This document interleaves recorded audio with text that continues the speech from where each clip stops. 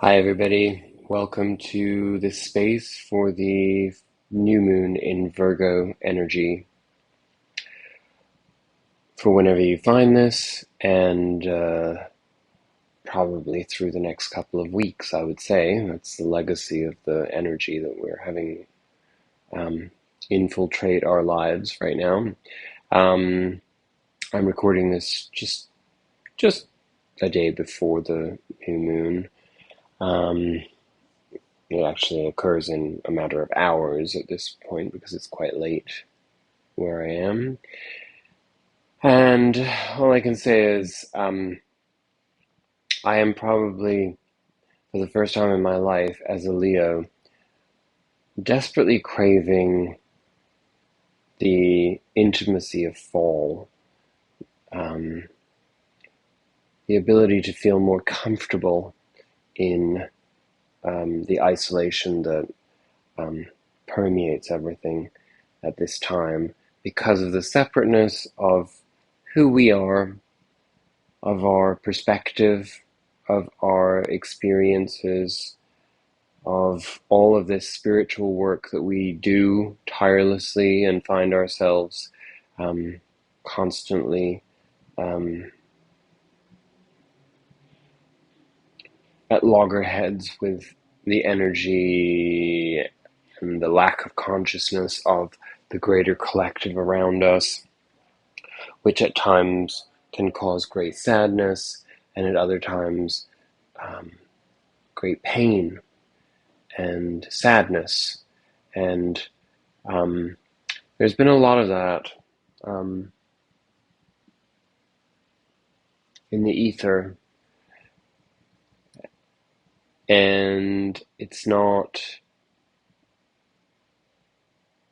really conducive with the time of year that we find ourselves in. Generally, these types of energies are a little less heavy at this point, especially coming out of that Lion's Gate and sort of, I think, having a sense of this expansiveness in the earlier part of August, and then as we have now moved into Virgo energy and Virgo season, of course, um, that is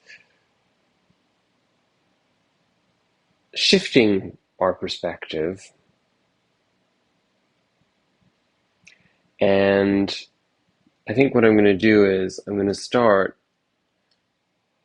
by reading a little bit about what these energies are right now, involving the sun and moon in square to Mars, newly in Gemini, and also squaring Venus, and should I say Venus squaring Uranus? That's what I meant to say, sorry. And that this is a lot of tight energy. There are some nice trines. Well, I say nice, they involve Pluto and Venus and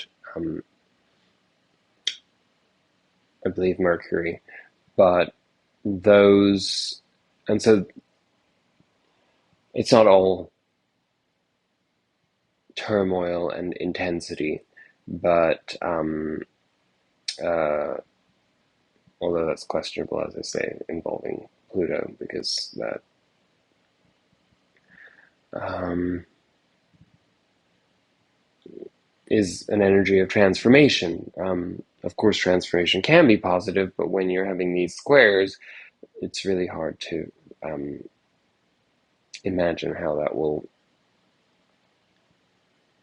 manifest itself in a fun and uplifting way. Anyway, I am rambling a bit. I apologize. It's as I say, I got around to doing this quite late today because I've been feeling very uninspired and very at odds with my emotions and my um, sense of stability and security and my sense of purpose and my sense of worth and um, my lack of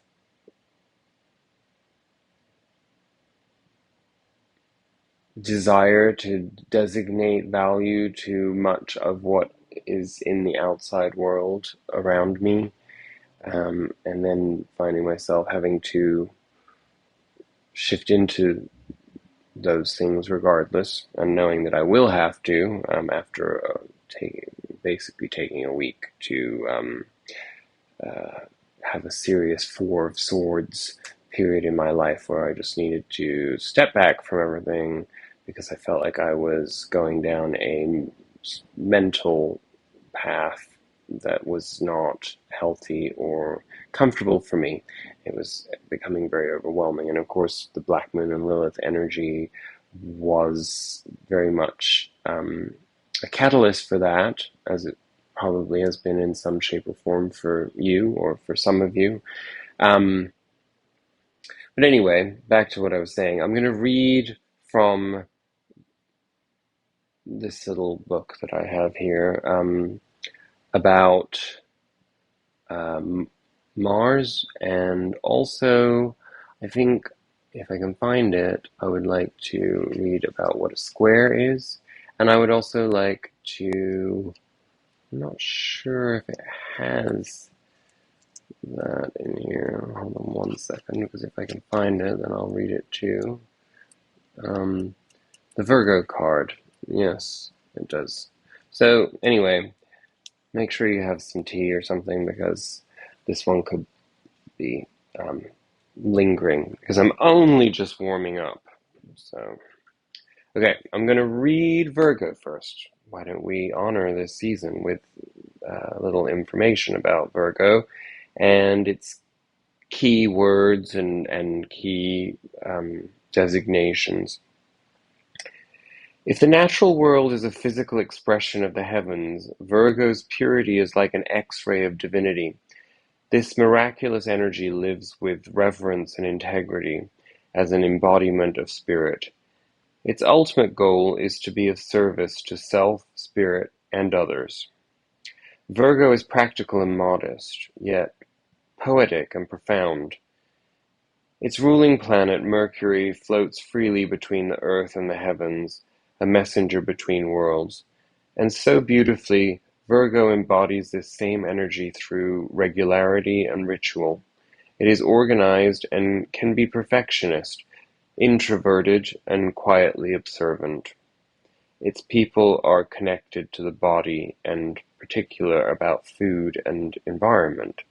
And its link to the zeitgeist, the spirit of the times, gives it a finger on the pulse creative flair.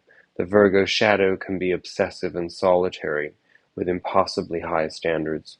It can be hypercritical, but more of self than of others. And I do actually have um, Mercury and Venus in Virgo, and as I grew up, being defined as a cusper because I was born on in between Leo and Virgo by my astral chart, I am a last degree Leo, because we can only be one sign, just so that everybody remembers that once and for all. There's no such thing as a cusp. Your sun can only be in one place. Um, but I grew up sort of wanting to be a Leo, but being told that I was a Virgo. Um, very often it would be allocated that way in written horoscopes, as we first discover when we're very young and we don't have access to the tools around astrology. And so it always was very, very confusing to me, because I was like, well, I don't want to be a Virgo and I don't feel like a Virgo, but I am a Virgo in many ways. And, it was kind of like the shadow self was Virgoan, and the externalized desired part of self was leonine. And I mean, it's actually quite problematic, because it meant that I didn't really honor my introverted side and felt like it was a flaw and a failure. And of course, here I am right now, now that I do understand how much Virgo there is in my chart and how important it is and how it's aspected, of course, here we are in Virgo season, and here we are with Virgo, Mercury in Virgo, and having these aspects we're talking about, this new moon in Virgo, which is very intense with the squares, very tight squares on top of that. Um, it makes sense that I feel completely depressed, completely withdrawn, and the hypercritical of self, having ridiculously high standards, feeling like a failure because I can't meet any of those standards, and being obsessive and solitary. There you have it. All of the Virgo shadow elements. So, if you're feeling those things, let's all have a sigh of relief collectively that we actually understand where it's coming from. Because as much as there's a bunch of shit going on in the world and in my environment personally too, it's not enough to have made me feel this bad. In fact, I should be feeling somewhat buoyant and hopeful, but I can't help it. So anyway, here we go. Um, that's all I'm going to read for that. But I did also then want to read um, about Mars, and then we'll read the square energy so that we can focus on that to understand maybe where there's a solution in this square energy. So, governing the realms of personal survival and drive, Mars is the most primitive of the planets. This hot-headed force has an eye on the prize disposition. Its energy affects your determination and how you get things done.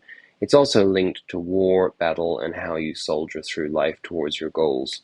In mythology, the energy of Mars is embodied by Eris, lover of Venus's Aphrodite. Eris is rowdy, only tamed through dancing, battle, and sex. Similarly, the expression of Mars varies greatly from person to person, but it must be released. The means of release is less important, but the expression itself is vital. If Mars is blocked, aggression turns inward, causing depression or self-destruction. Ideally, the desires of Venus, are explored through the will of Mars as the two work together in perfect synergy. So, when Venus and Mars are well aspected, um, things can be pretty beautiful and in flow, right?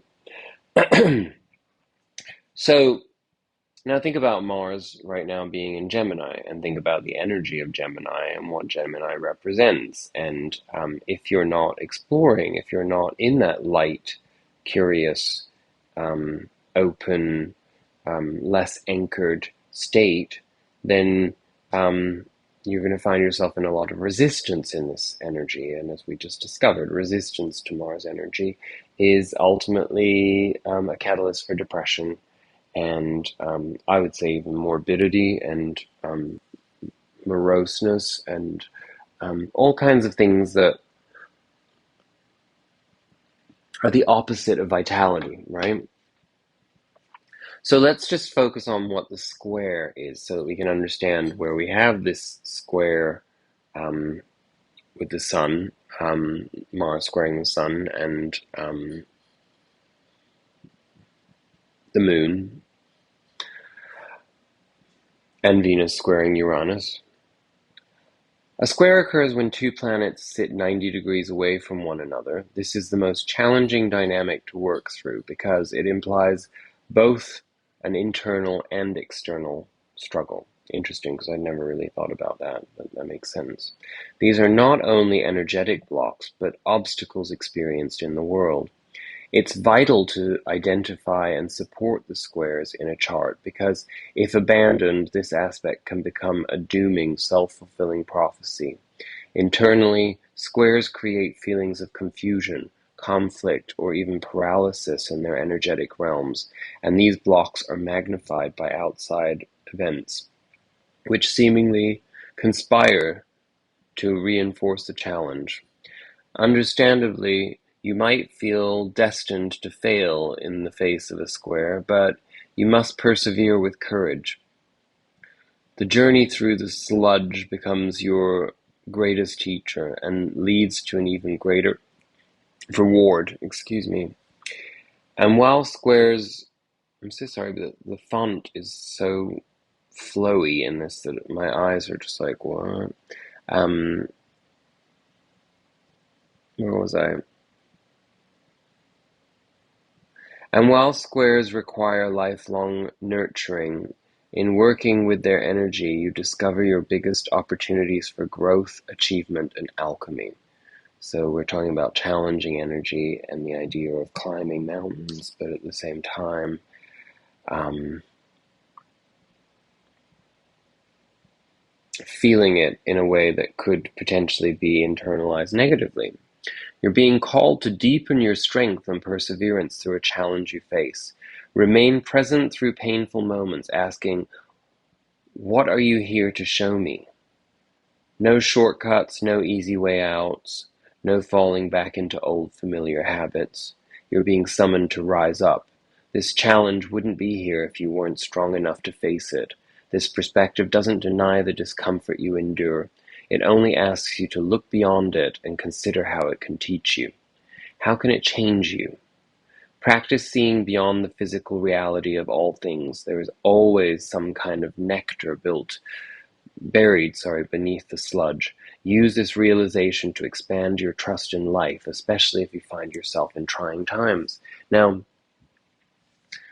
thinking about that, a square of Mars and Gemini, I mean, obviously we are being pushed into that curiosity. We are being pushed to step out of the familiar, to step out of the humdrum, the status quo, anywhere that is that we are attached to through the idea of comfort or the idea of being stuck.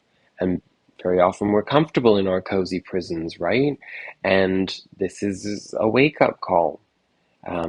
We're being pushed into that. And of course, what happens with squares, and especially very tense squares like these ones, if we don't, the universe kind of does it for us. And I certainly know in my life, I have like some very precarious situations that require action, and I have a whole plan that kind of puts me in the position to have procrastinated, but of course now I know that I'm coming to the point where I have to face these things in the coming week to 2 weeks, and things are going to shift radically as opposed to that. So we shouldn't be in denial about that. Um,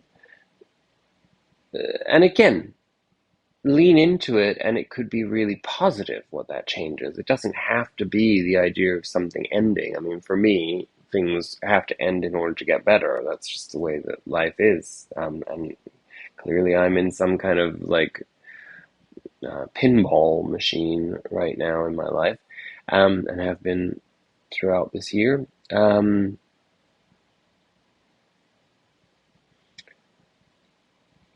And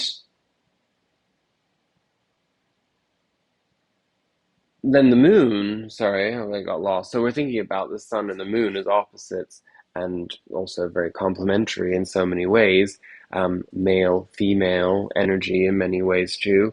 And we're thinking about this square with the same energy, and you basically have what's holding you back emotionally in that way, and intuitively and spiritually, and what is external, and in your externalized process and personality and drive and tangible material manifestation, alchemy in your life, where are these blocks? They are coming to the forefront. And so if you're feeling dark, if you're feeling in the shadows, it's because, to quote the cliche, it's darkest right before dawn, right? And this is right before dawn.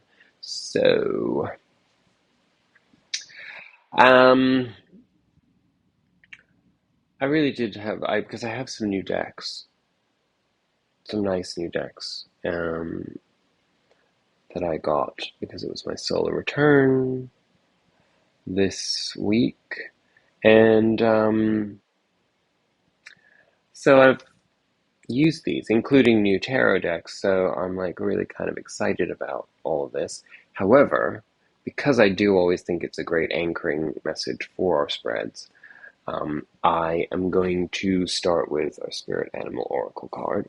And this very adamantly came out because I kept putting it back in, and it came out again because I wasn't feeling like I was trusting the cards that I was pulling. And Spirit came right in with a clear and present message. Hawk Spirit, let Spirit be your guide. So, while there's a tiny bit of humor that I will save for a special moment with my guides and guardian angel, Spirit at large, let us all be imbued with this message of surrendering to the trust and the faith, right? Because when we don't, that's when we lose ourselves. Flying high above the landscape, the hawk sees both the big picture and the small details, observes the rain and the pond as well as the cloud, and doesn't miss anything. When Hawk Spirit arrives, you are called to pay close attention to messages from Spirit that can appear anywhere in any form. Listen to your intuition and keep your eyes open for synchronicities, the meaningful coincidences. Hawk Spirit asks you not to dismiss the signs that Spirit is sending to guide you. Lately, you have been hearing the same words or songs or coming across the same symbols here and there, and in the strangest of places. Perhaps you hear a song on the radio with just the right lyric pertaining to your query, or you begin to notice uncanny billboards, license plates, or other places where repetitive numbers or words show up for you to notice. Pay attention to the animals that appear to you and connect with their symbolism. Spirit wants to communicate and reaches out again and again. When Hawk Spirit appears, it's a sign to listen.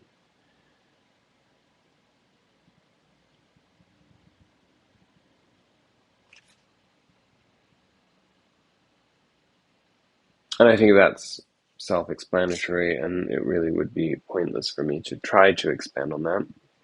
I shall take it as Spirit's message to us.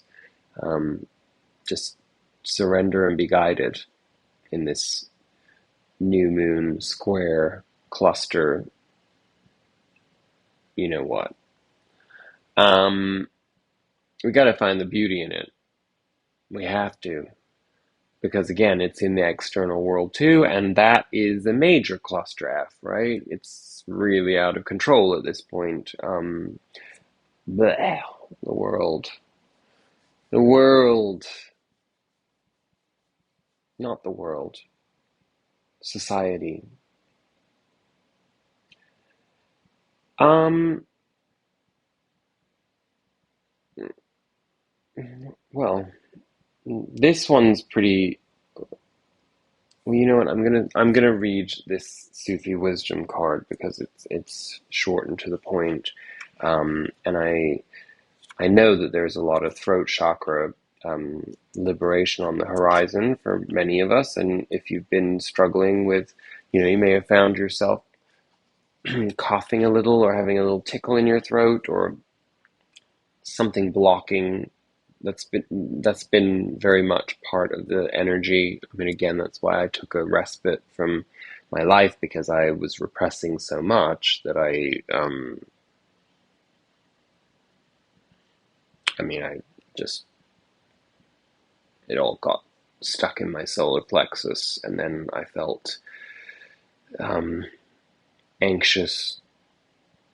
And of course, the pendulum swings between anxiety and depression, because it's all, then you're in your mind and it's like the past, depression, failure, stuck, conditioned, trauma, pain, loss, and then whoop,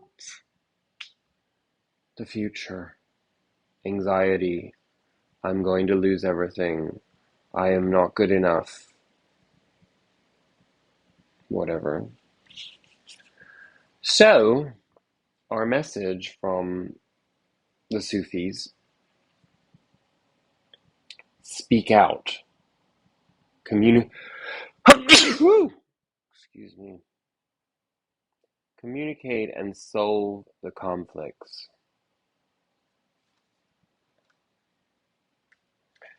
I want to sing like the birds sing, not worrying about who hears or what they think. This oracle comes to you with guidance and confirmation that you have a heart big enough to freely speak out what you keep inside you without feeling embarrassed or fearing that you might be ridiculed or scorned. The warm, blushing glow that surrounds you beckons to a community of friends who welcome all you would like to share with them. Messages from Sufi wisdom come with immense blessings and love. Personal relationships rely on communication in so many ways. When you freely communicate with people in relationships, it reduces conflict, builds trust, and strengthens bonds. Stressful situations are usually caused by our lack of willingness to speak out when we have the opportunity.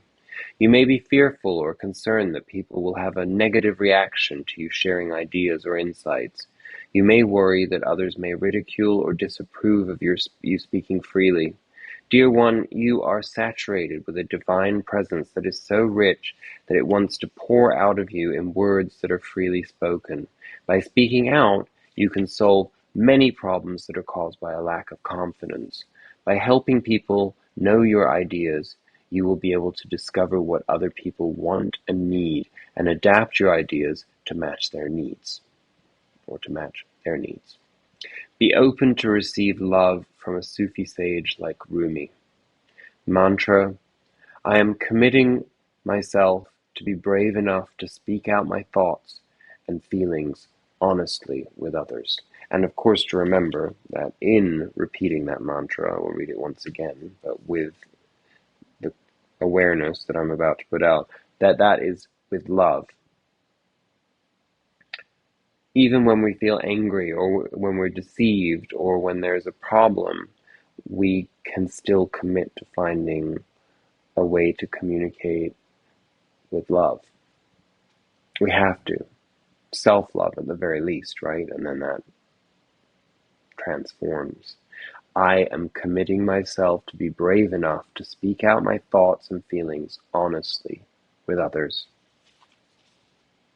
And sometimes we also can make the decision that that's not worth it. I mean, I have a person in my life that I have really come to that conclusion that it isn't worth it.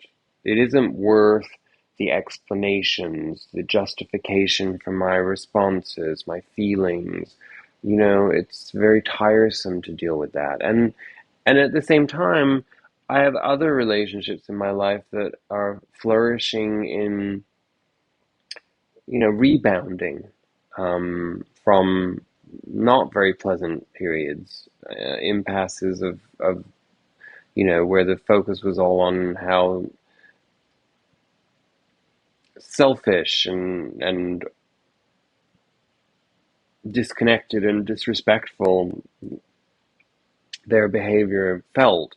Um, well, I guess that pendulum shifted over to a different relationship, or maybe I was just in a bit of a two of pentacles energy with uh, the way that I was experiencing my relationship with men in my life. And, you know, I struggle with that because I had a very problematic father.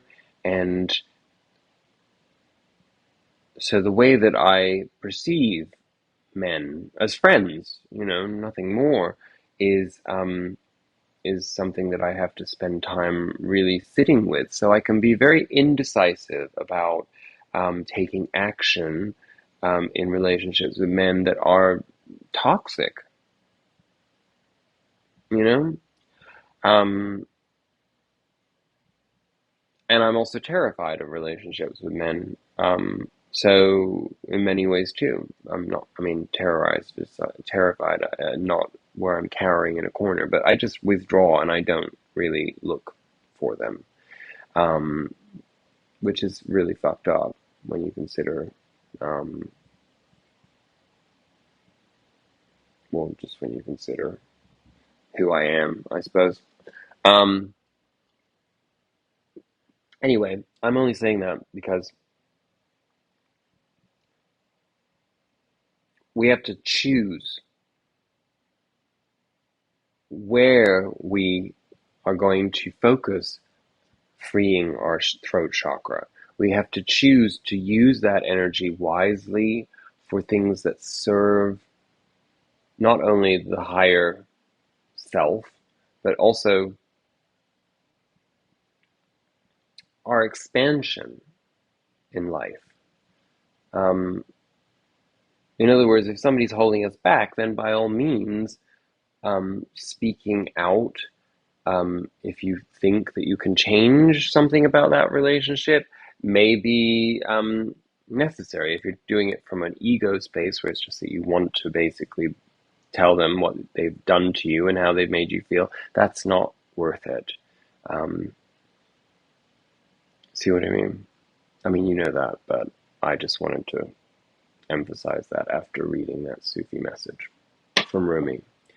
Um, okay, this card is going to be quite interesting. I have no idea what it is, but this is from uh, my newly acquired White Light Oracle deck, and it's a very feminine deck. Um, and But it's complex um,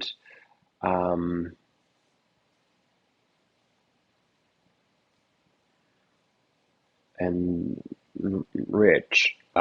So let's see what the energy is. Again, this card wanted to come out, made itself very clear by reappearing a couple of times when I was struggling with the deck, because as you may know, like with new decks, very often they're either not slippery enough to really shuffle well, or they're far too slick, and the cards end up going all over the place. But I kept coming back to the same card, so I felt inclined to know that Spirit was guiding us, right? So here's the card. Um,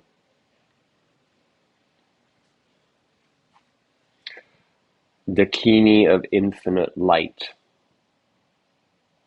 And I shall read this. It is a little bit long, so I might edit it.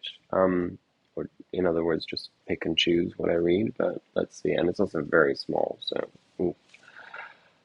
Seek and you shall find. Find the teachers and teachings which feel pure to your heart, but remember, it is the inner truth of you that will ultimately set you free. Do not give your power away, but do trust in a greater guiding wisdom at work in all aspects of your life. Ask for help from enlightened spiritual beings in any matter of concern, and help shall be granted. Believe all problems can be resolved, and a more graceful life experience is opening up for you now. A Dakini is a supernatural feminine being who inspires spiritual practice, guides one to actualize siddhis, or spiritual abilities, and teaches the inner path of awakening. She protects us from negativities and restores our vital energies. She teaches us how to act with wisdom. She can be a demanding teacher, requiring us to reflect upon the mysteries she presents through our dreams, inspirations, and meditations, then proceeds to unravel them. As we do so, we develop our inner capacities and become stronger. These wild feminine creatures can be gentle or fierce, or a combination of both. When she appears in a reading, travel your path and explore your questions about spirituality and awakening with confidence, for much progress can be made as you do so. Some Dakinis are fully enlightened, whilst others are still in the process of awakening. Truly enlightened beings have the ability and desire to assist all other beings to enlightenment. They know how to lead us along the path because they have walked it before us. Being of lesser development may or may not have such helpful intentions, but even if they do, how can they show us the way when they themselves have yet to discover it? Truly enlightened beings can and do help us in many ways, from solving problems but that we encounter in our daily lives, to ensuring we are taking the most beneficial steps on our spiritual path. They are our spiritual family, guiding and assisting us from a place of love and skillfulness. The Dakini of infinite light, Marichi, is one such being. Marichi is connected with the rays of light from the sun. She is sovereign all over lesser beings, or over all lesser beings, really. Her many gifts include the capacity to guide one into enlightenment, to heal and repair that which has been separated or broken, and to provide protection during vulnerable transitions, whenever we venture beyond known worlds, squares, for example, and also from misfortune and negativities of all kind, including being manipulated, controlled, or exploited. She resonates with material abundance too, and is associated with providing the prosperity we need to live a happy, long life and make progress on the spiritual path. This divine goddess of the sun brings light on all levels. We need light to see clearly, otherwise we feel confused as to which steps, if any, to take. This is just as true on emotional and psychological levels as it is on physical levels. Light helps us see what is happening rather than making assumptions. When we see what is happening clearly, we have the opportunity to make the best choices.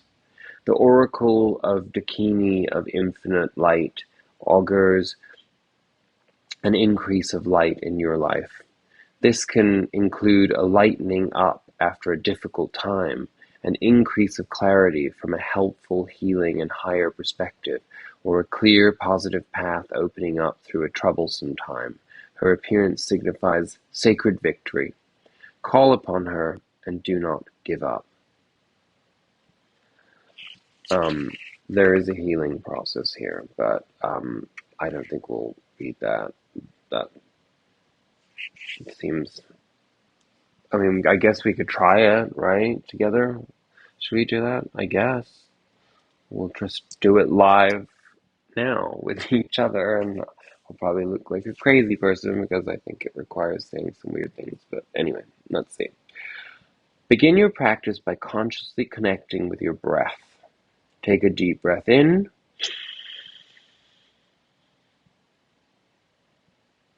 And then exhale fully, as though you are cleaning out stale energies from within and purifying yourself. And repeat this 3 times.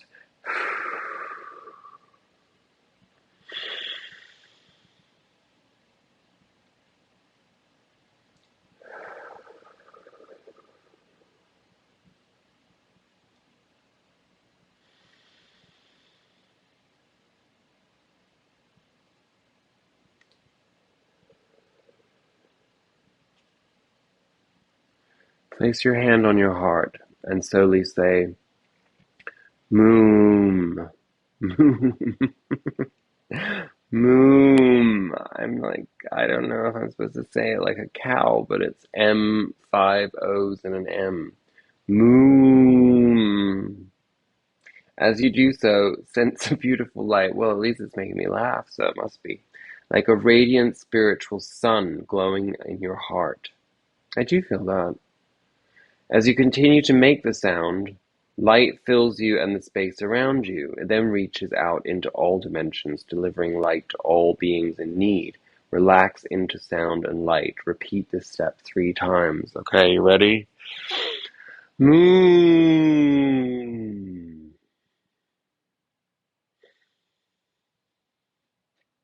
Moon.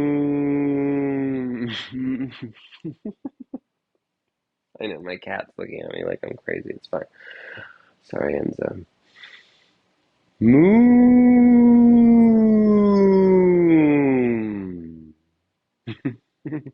Okay, I think that was 3 times.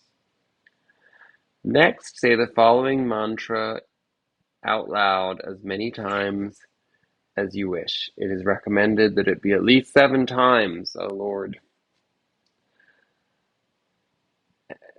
And it's in Sanskrit, so Louise, geez.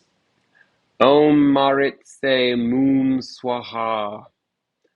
Om Maritse Mum Swaha. Om Maritse Mum Swaha. Om Maritse Mum Swaha. Om Maritse Mum Swaha. Om Maritse Mum Swaha. One last time. Om Maritse Mum Swaha.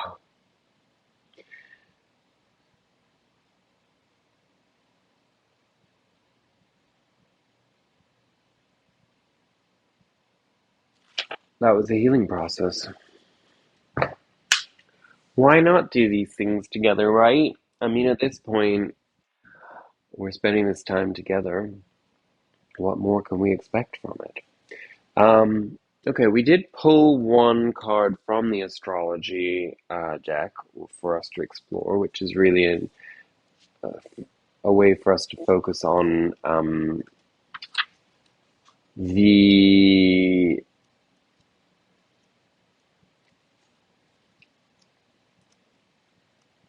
astrology focus for this time, and we got the fourth house. So, of course, the fourth house is somewhere in your chart, not necessarily with planetary aspects in it, but it still exists nonetheless.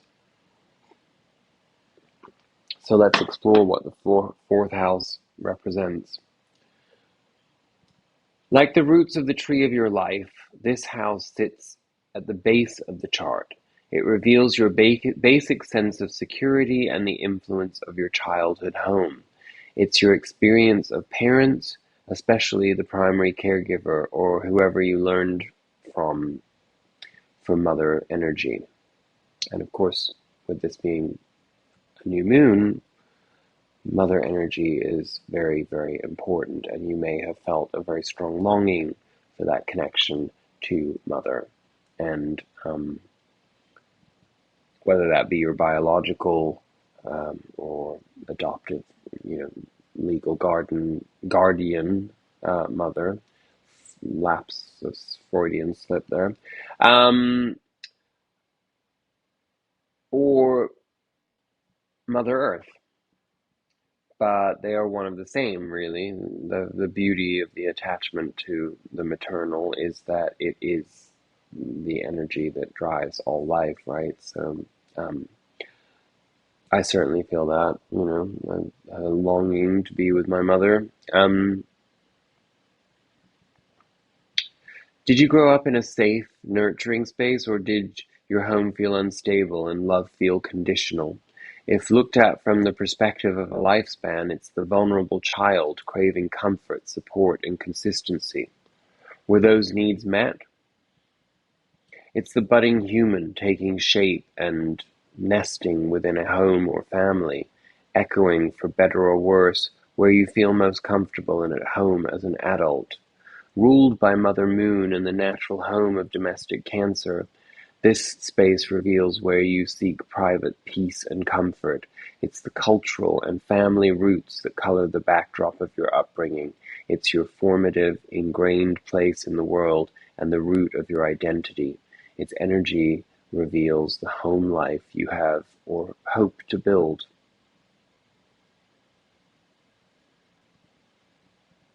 Where is your little pocket in the world where you feel safe and secure? Connect with your soul home in the coming days and let your roots grow. Look upon it as a living, breathing being and visit like an old friend. If it's outdoors, connect with its essence by walking barefoot on its earth. Now is also a time to nurture your tribe. Consider the people whose mere existence helps you feel at home in this world. If possible, spend quality time with your humans. Share, listen, and connect. Practice presence in these interactions, whether it's with a beloved place or person.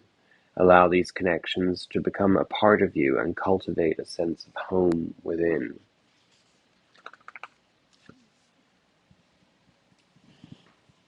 Sorry, these shorts are, I know I look like I'm rearranged. Well, I kind of am. Very vulgar on camera, but guess what? I have a dick and balls, so sometimes they get in the way. Um,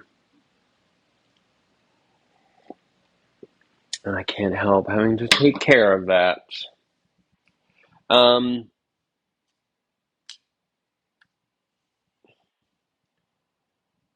we do have tarot cards, believe it or not. And I really wanted to focus on all of that healing energy and bringing all of this attention to all of these other cards because our tarot spread is pretty uh, uncomfortable. So let's get into that so that I'll keep you forever. Um, okay, so, and I will show you these cards, but you probably won't be able to make heads or tails of them because they are new cards, and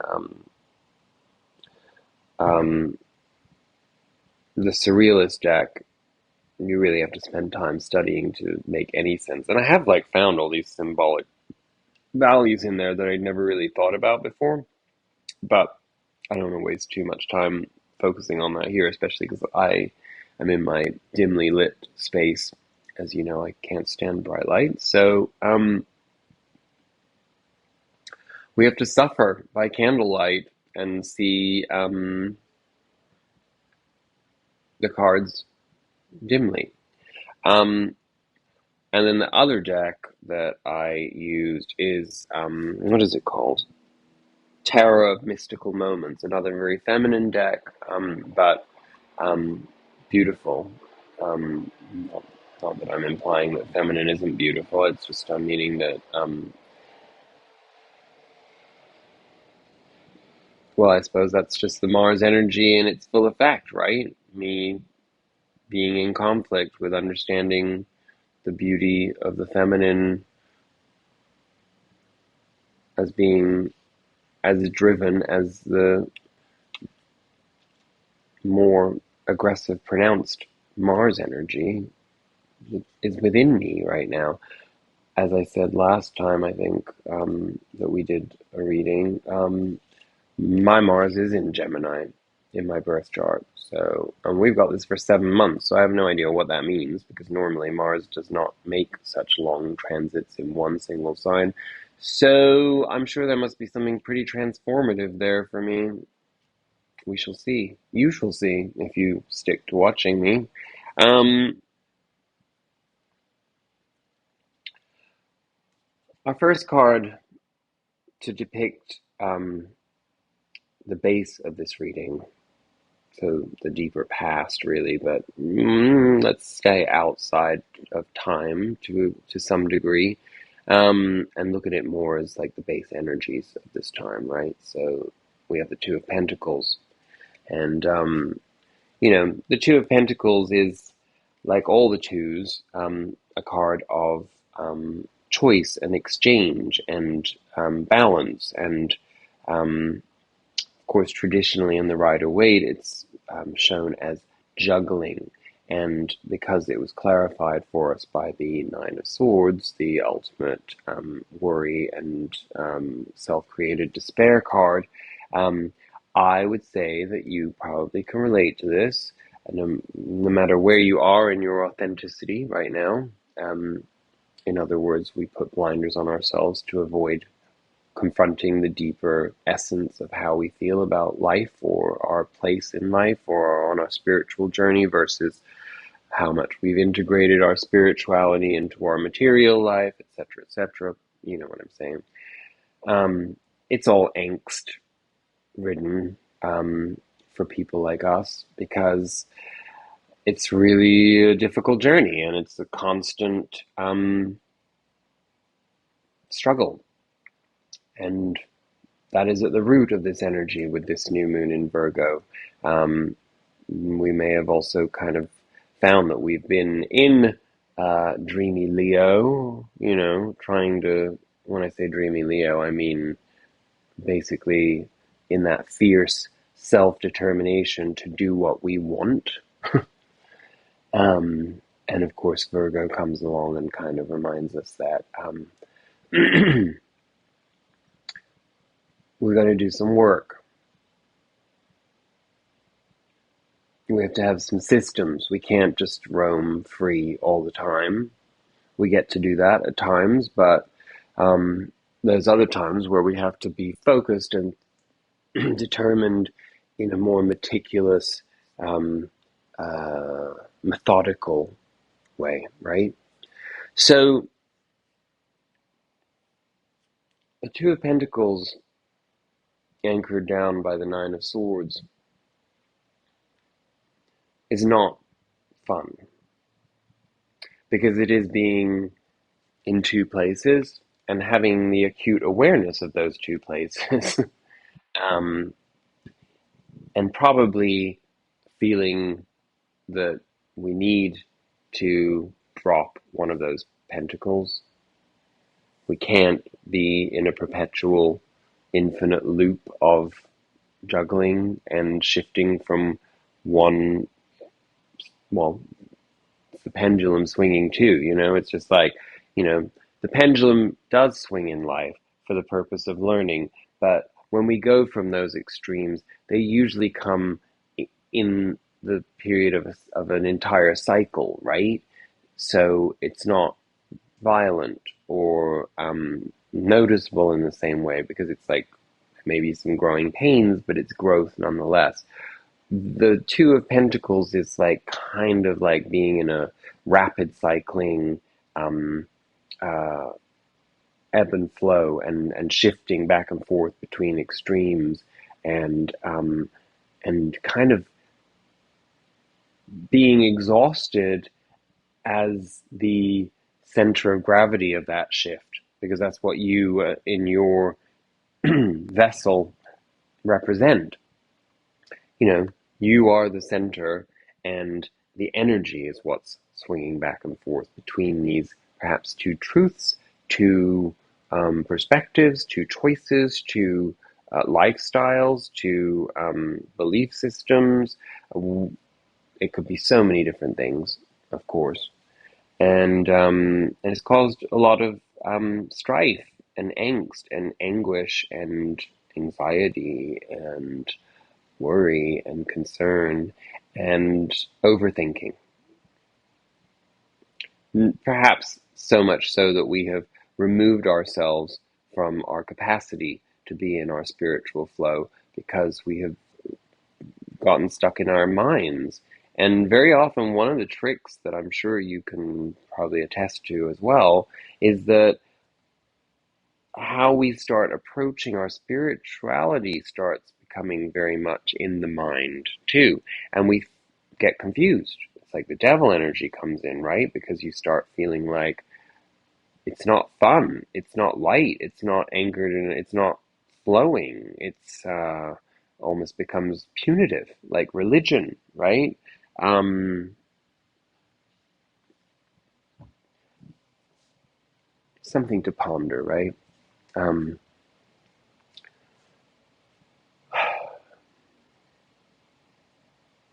and of course, it continues because in our recent past, and this is more in our environment, how we show up in our environment, how our environment influences us. We had the Queen of Cups, which of course the Queen of Cups is a beautiful card. I mean, it's an exploration of emotions with a fierceness and an openness and a um, um,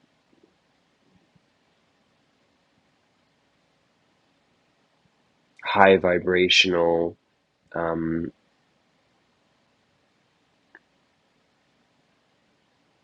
magnetism and um, in the fullness of the emotional spectrum, right? Um, no shortcuts, no bypassing, no sugarcoating, understanding the beauty of the full emotional realm and owning that with feminine, um,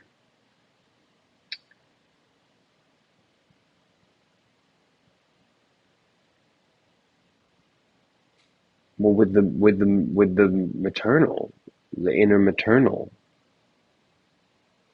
which is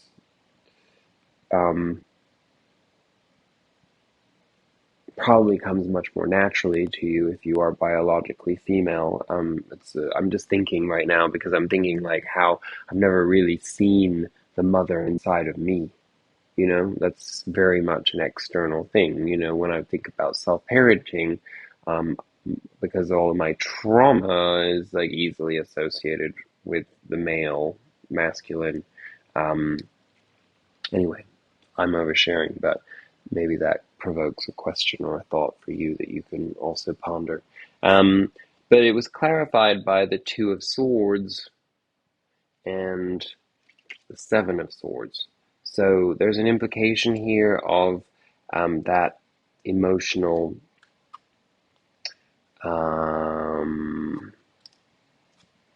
drive and um, female empowerment, emotional feminine empowerment, should I say, is tarnished and what was tarnished? Seeing like poison, virus, um, by indecision, a lack of commitment, and dishonesty, emotional dishonesty. And that doesn't necessarily, I mean, most of the way that I do these readings is very centered on our perspective, like, because that's what we can change, right? But I'll take this in this context to mean that perhaps we've been on the receiving end of a lot of dishonesty and lack of transparency and even uh, intentional deception. Um, and that has clouded the judgment of the Queen of Cups. Of course, that ties in very much with that first message there. Um,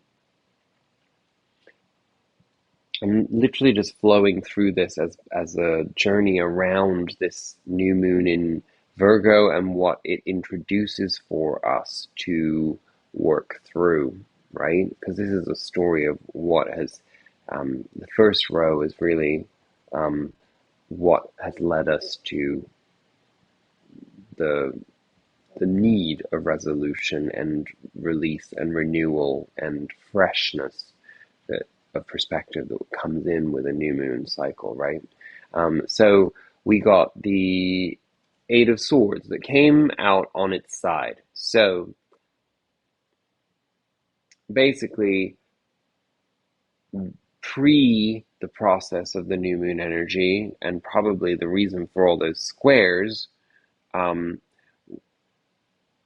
and how they'll be felt, should I say, how the squares are being felt, is a frustration around our self-worth, around our ability to see what we're capable of.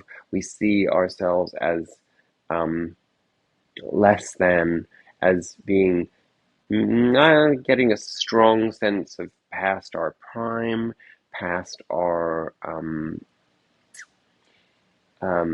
that we've been outmaneuvered, that we are we're tired of the cyclical nature of falling back into poverty consciousness and self-doubt and self-loathing and toxic shame and feeling sorry for ourselves when we know that that doesn't serve us and we don't want to feel that way, but we get triggered into it because of this pain loop. Um, and it was anchored down by the Strength card, which in this deck looks like Frida Kahlo for some reason, but was it anchored down by that? It wasn't anchored down by that. We just got the two cards came out together from the same deck, but there you have it, the Strength card as it's depicted. So they came out together, showing me that this Eight of Swords is really what's hindering our strength, our source of strength.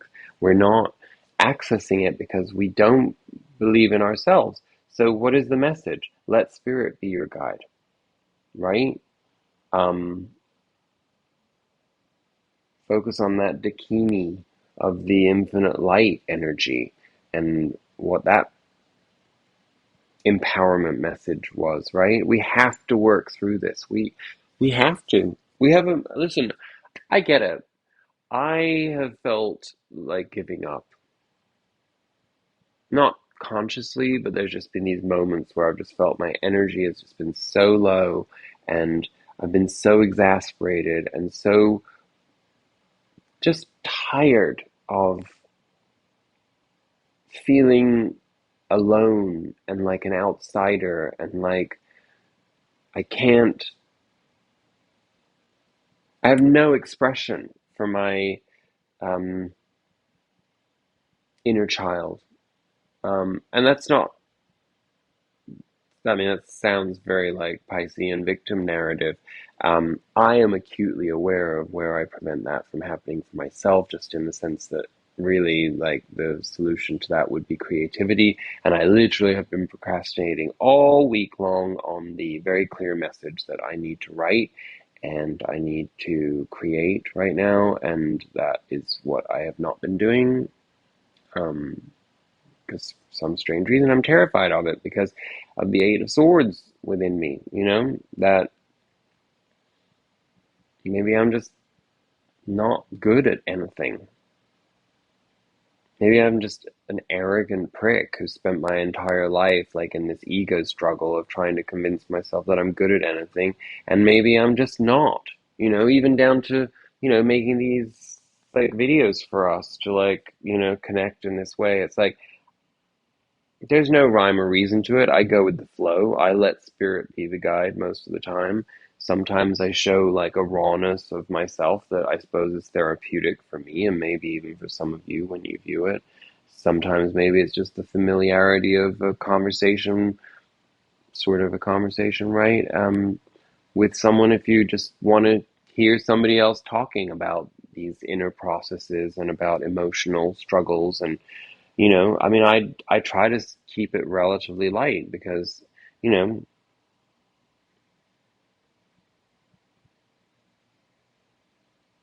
I have a lot of pain, that I feel that I don't, I kind of bypass because obviously I don't want to sit in that energy all the time. It would hold me back from having experiences and from getting on with my life and actually being able to do the things that just from a practical perspective, I have no choice but to do.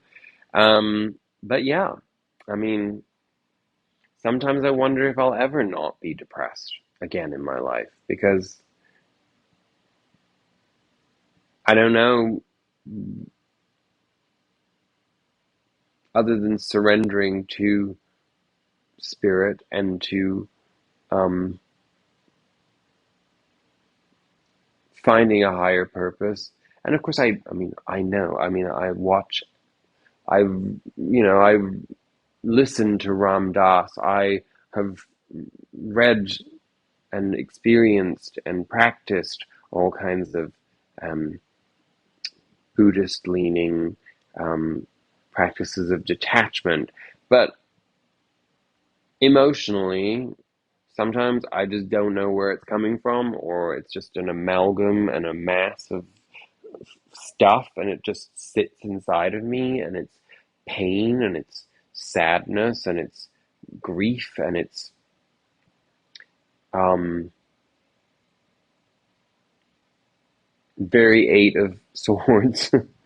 um, and it shifts into Nine of Swords energy, and then it shifts back to Seven of Swords energy in terms of self-deception, and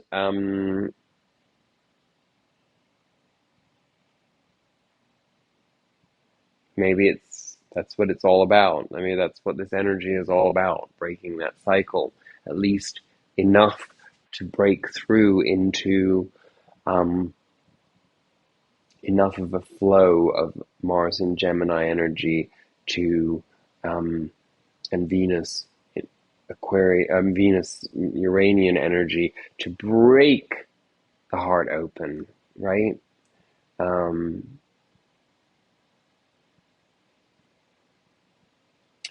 and of course, here we are at our present, and I mean, it reflects me. But in fact, this dude kind of looks like me too on this card. But it's in the collective. This is a collective reading. I'm sorry if you're feeling this way because I know what it feels like. Um, but we have to feel it. We also have to feel it. We have to recognize it. It's like sometimes I don't want to recognize it. I feel, I'm, in my well into my fifth decade of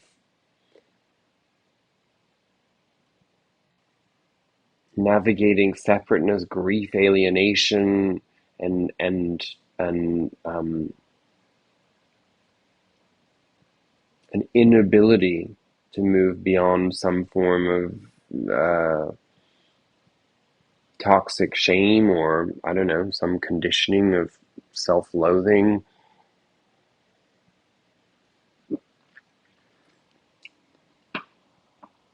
And so those cards that represent the present moment of this, well, the present moment, the core of this new moon energy, the Three of Swords and the Three of Swords. Oh, that glare is annoying. I mean, could it be more clear? And it wasn't like manufactured. It was pretty clear, like Three of Swords and Three of Swords. And it didn't even, these things don't even feel like, oh my God, like I can't believe that like the Three of Swords clarified the Three of Swords. No, that's the intensity of the core, you know? I have been so disappointed by a couple of people recently. It's unbelievable. More than a couple of people, but I mean, but they're not, it's not them. They just represent the deep frustration inside of me that says, why can't I find the deep connections in life that I really deserve, or that I feel I deserve and that I want? And of course, it comes back to the same place because, Alex, you are still working on figuring out how to love yourself, and you're not that good at that right now.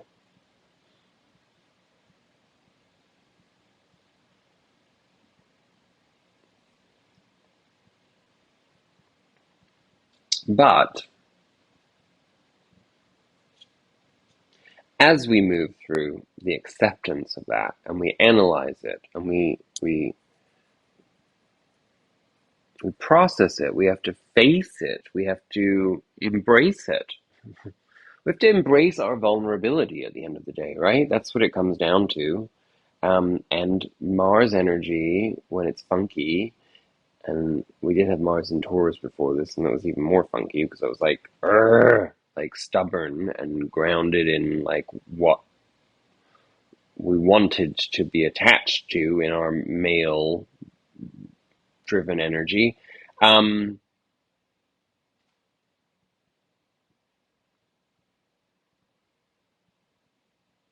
where was I going with that? Um,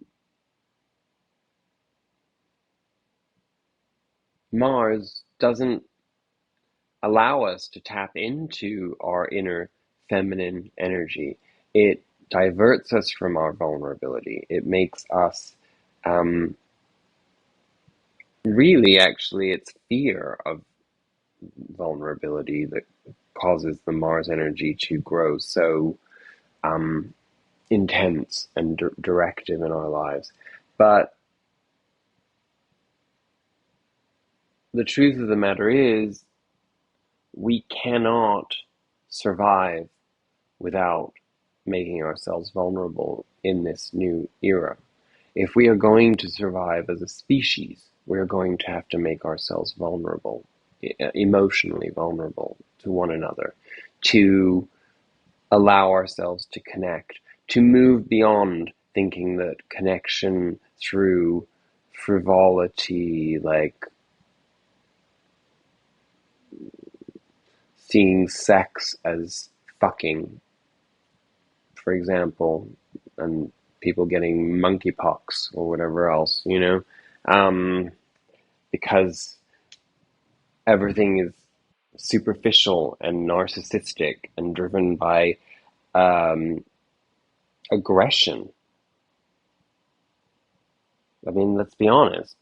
Most men approach sex as aggression.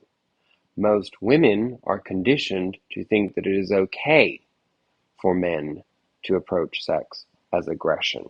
Certainly in the gay world, it is customary for men to be really pretty violent and abusive in their approach to sex with a partner. This is culturally acceptable. It has become culturally acceptable. I'm not sure why I'm focusing on sex, probably just because it's an easy example of that, but that is a part of the reason why there is such a lack of intimacy in our culture, because it's not celebrated. We are in a we're in the last phase of the dominant patriarchal energy, and it is on steroids, and it is destructive, and it is ugly, and it mirrors back to us something that is so painful to experience that many people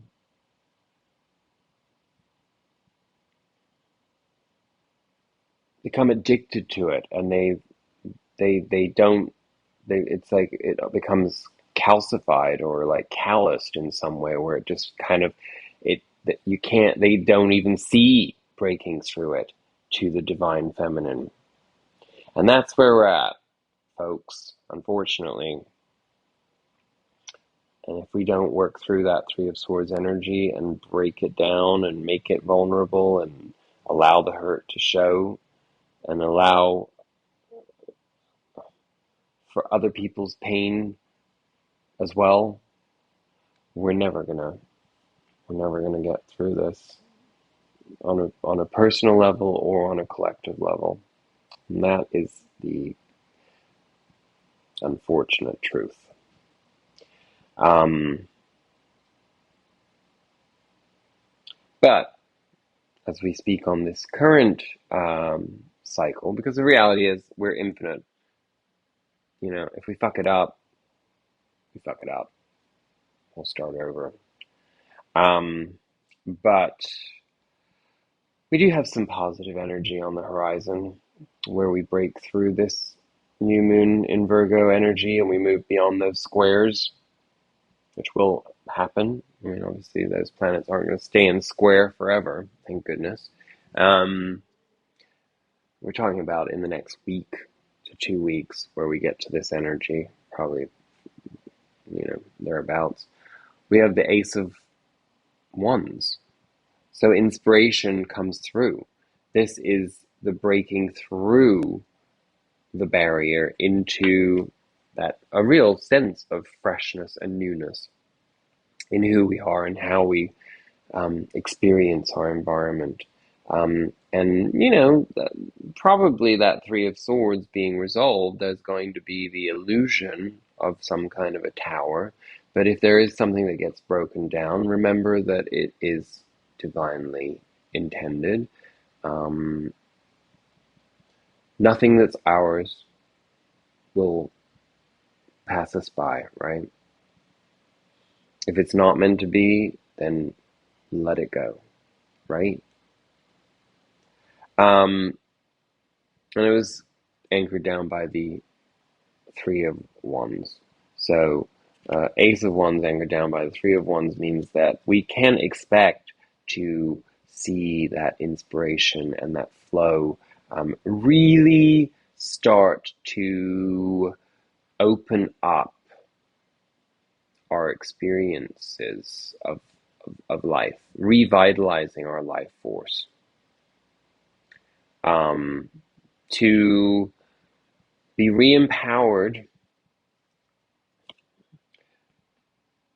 into King of Wands energy, which King of Wands is where the it's not an egoic self-confidence. It is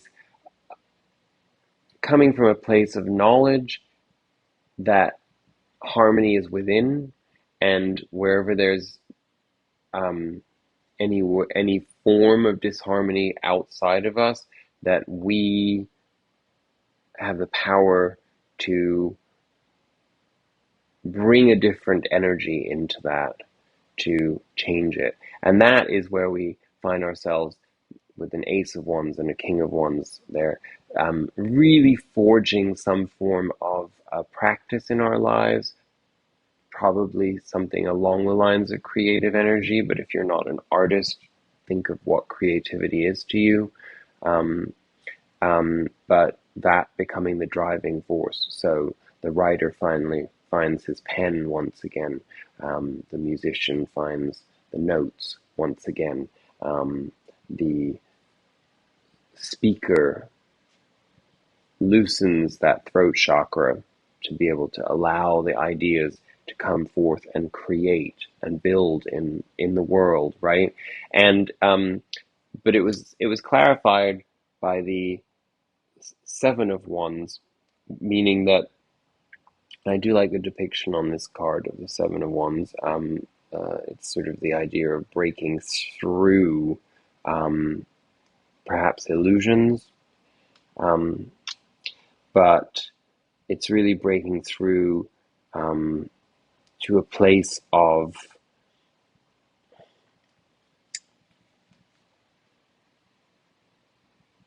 using that King of Wands self-confidence, self-belief, self-assuredness to, in the process of contemplating what we need and what we don't need in our life, what we need to let go of, whether what we have is good enough, whether and what it is about it that isn't good enough, if it isn't, right? And and therefore not being in a Two of Swords place or an Eight of Swords place where we're afraid um, of of not being empowered, of not knowing, but instead of knowing that we are in our divine essence, being guided by spirit, and therefore um, what we feel, how we feel, is a direct indication of what we need to manifest. And that sounds really simplistic when I say it like that, I understand, but really think about that. It's not, because most of the time we don't listen. Um, our outcome. So, again, this period is going to feel like we have been put through the ringer. Ten of Swords. But of course, Ten of Swords is also, as depicted in the more traditional Rider-Waite deck, but I'm not sure what you'll see in this. But, it is awakening at dawn after the dark night of the soul. With the Ten of Swords, there is always that indication that the period before that is experienced like a dark night of the soul. And the dark night of the soul is, of course, transformative. And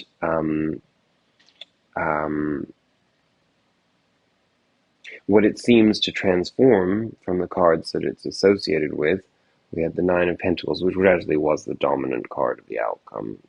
So I went into that Ten of Swords energy a little prematurely, but there's a reason for that. The Nine of Pentacles is, of course, being self-sufficient. So this could be feeling more empowered in the choices that you've made, making choices that give you the opportunity to feel more independent, to feel more in control of your own emotions, your own finances, your own spiritual growth, your own path forward. In other words, that it clearly becomes yours as opposed to being in service to somebody else's path, right? And of course, the clarifier, the Ten of Swords, sorry, as we saw, it's a point of resolution after a really difficult time.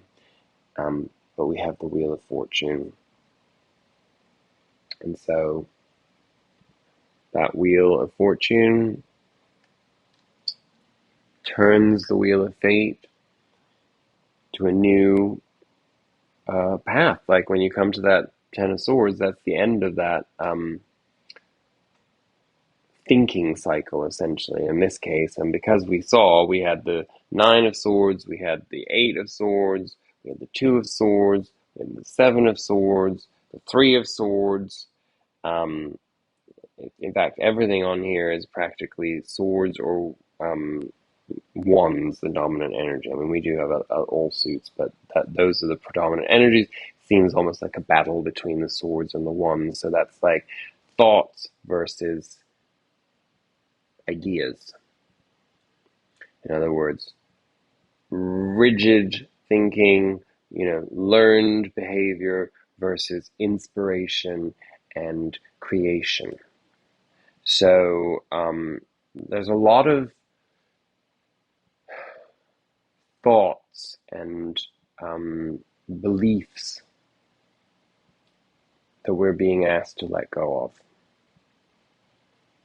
in order to allow new systems of thinking, new ways of perceiving and experiencing to move with that Wheel of Fortune forward into who knows what. Okay, I know it was really long, and I told you it was going to be long, so hopefully you found it helpful and insightful. Good luck. Not that you'll need it, but it always helps, right? And yeah, let's just face it. Let's just face it, knowing that Spirit is our guide, and that we are protected, and that this is a process, and that there would be no point in life if we didn't have to walk through the fire, so to speak, right? So anyway, I love you very much. I wish you many blessings, and I look forward to seeing you transformed on the other side of this new moon energy. Remember to set your intentions. Remember to